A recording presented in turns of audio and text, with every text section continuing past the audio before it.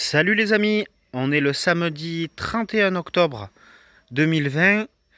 Demain on sera en novembre, mais aujourd'hui en Ardèche il a fait un temps printanier.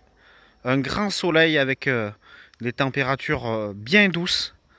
J'ai été en t-shirt toute la journée en extérieur et ça a vraiment été une belle journée bien agréable.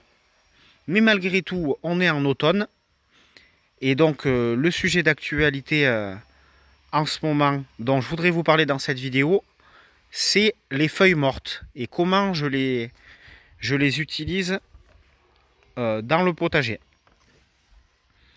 Donc comme je vous l'avais dit, hein, ici dans un potager naturel, en tout cas ici, il n'y a aucune matière organique qui est produite sur le terrain que j'évacue. Tout est réutilisé sur place, que ce soit donc les feuilles mortes, les résidus de culture, les tontes de gazon, le bois issu de la taille des arbres. Tout est récupéré et réutilisé. Donc sur le terrain, donc c'est vrai que les premières années, j'allais même chercher à l'extérieur du terrain des feuilles mortes pour les utiliser. On en parlera tout à l'heure, mais ici je les utilise surtout en paillage du sol. Et donc sur le terrain, donc ma principale source de feuilles mortes, c'est ce gros mûrier platane que vous voyez ici. Il prend de plus en plus d'ampleur chaque année. Et donc il nous apporte de l'ombre l'été, c'est super agréable. Il nous apporte de l'oxygène et il nous apporte ses feuilles mortes à l'automne. Et aussi du bois. Il nous apporte du bois.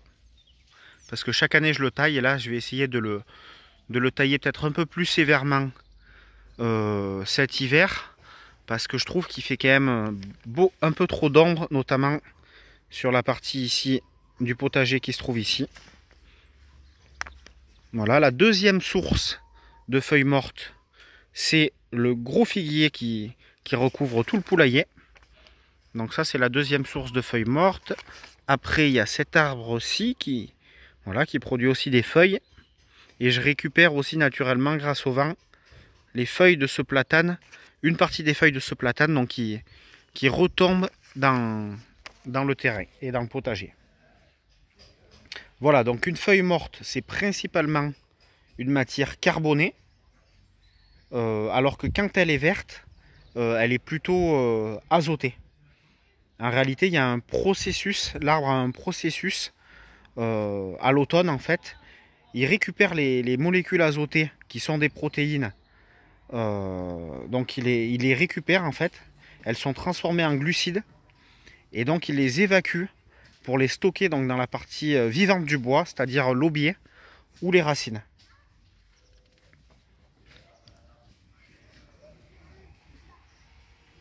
Donc la feuille morte, étant donné que c'est une matière plus carbonée que la feuille verte, mettra plus longtemps à se décomposer dans le sol que si vous mettiez directement des feuilles mortes et des feuilles vertes, pardon.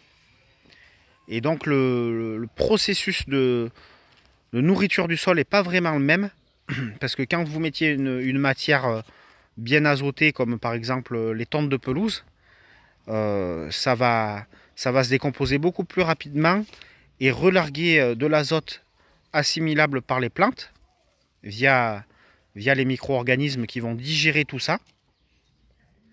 Alors que si vous mettez des feuilles mortes qui sont plus carbonées ou d'autres matières plus carbonées, le processus donc d'humification via la vie du sol va être plus long.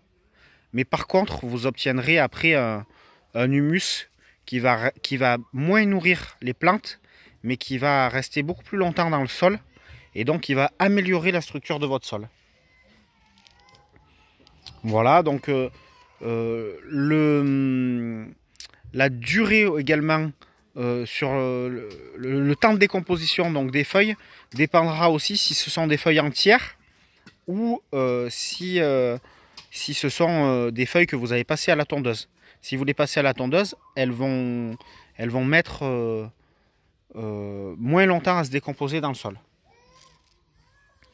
Voilà, donc moi je m'en sers principalement de paillage, mais vous pouvez aussi vous en servir pour mélanger dans votre compost, pour apporter des matières carbonées dans votre compost. Ou vous pouvez également les stocker pour, à la fin de leur processus de décomposition, récupérer du terreau de feuilles mortes, qui est un très bon terreau. Voilà. Alors, j'ai un ami qui s'appelle Jean-Louis, qui est un jardinier amateur comme moi, qui est venu me voir, on a discuté jardinage l'autre fois, et il me dit, tu sais Bruno, j'ai rencontré un agriculteur, il cultive des légumes sur 30 hectares, et il m'a dit surtout, il ne faut jamais pailler le sol. C'est pas bon du tout, faut jamais le pailler. Bon ben Jean-Louis, moi comme comme je te l'ai dit, comme tu le vois ici, hein, le sol est quasiment paillé toute l'année. Et ça me permet d'obtenir des très bons résultats sans produits chimiques. Et les raisons pour lesquelles il faut pailler, c'est que c'est le paillage, c'est l'habitat et la nourriture pour les êtres vivants du sol. Et c'est eux qui vont créer la fertilité naturelle. Là, il n'y a pas d'engrais chimiques. C'est que les vers de terre, les micro-organismes et les petits insectes. Donc le paillage, il empêche aussi le lessivage du sol par les pluies. Et le fait que les matières comme l'argile s'évaporent un peu dans la nature via le ruissellement. Le paillage, il permet de beaucoup moins arroser puisqu'il garde l'humidité du sol, étant donné qu'il protège de la chaleur et des rayons du soleil.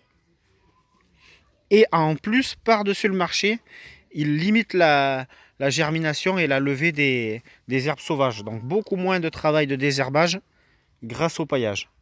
Voilà. Et donc en plus, l'hiver, il va protéger le sol contre les gelées.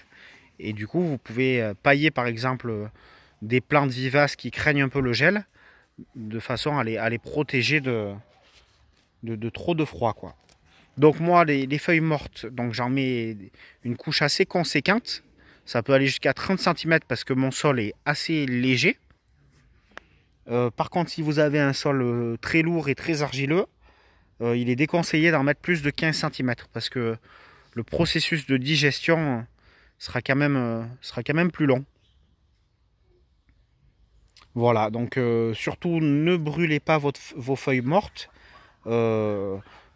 Le carbone qui va être relargué dans l'air une fois qu'il est mélangé à l'oxygène, ça fait du CO2. Et donc on sait que le CO2, c'est ce qui entraîne les gaz à effet de serre. Et en plus, ça relargue aussi pas mal de particules fines qui sont très mauvaises pour la qualité de l'air. Donc quand on respire ça, c'est vraiment des cochonneries. Voilà, et puis surtout, ne les emmenez pas à la déchetterie.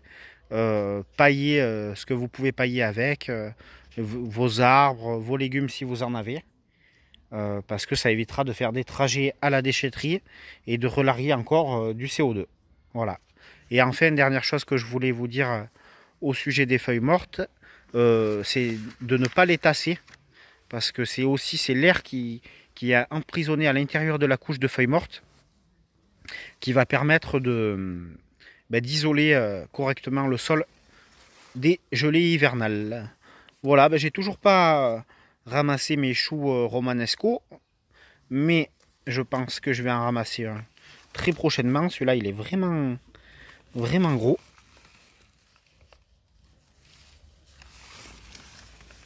Voilà, les brocolis, ils poussent bien aussi. Celui-là, il est joli. J'hésite à le préserver et le garder pour garder les semences. Je verrai si je le mange ou pas. Voilà, un brocoli, on en a déjà mangé.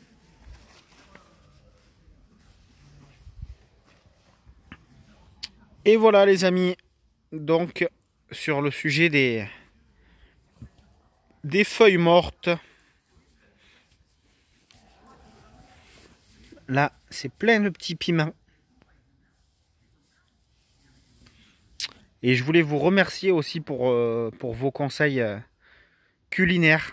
Notamment, je vous avais demandé pour cuisiner les choux romanesco, comme j'en ai jamais consommé encore. Et donc, merci pour tous vos conseils. Parce que voilà, j'essaye de partager un peu mes petites connaissances, mais aussi je prends aussi des connaissances à vous. Voilà, je voulais vous montrer aussi également, et on finira je pense là-dessus. J'avais fait une vidéo où je parlais du semis de petits pois en automne. Et là, regardez, ça y est, ils commencent à sortir. Ils ont germé, ils ont levé. Et donc, ils ont traversé le paillage. Et voilà, donc une belle levée des petits pois. Donc maintenant, on verra s'ils arrivent à supporter l'hiver et puis s'ils ne se font pas trop attaquer par les escargots et les limaces. On verra ça. Voilà, toute la raie a levé de manière impeccable.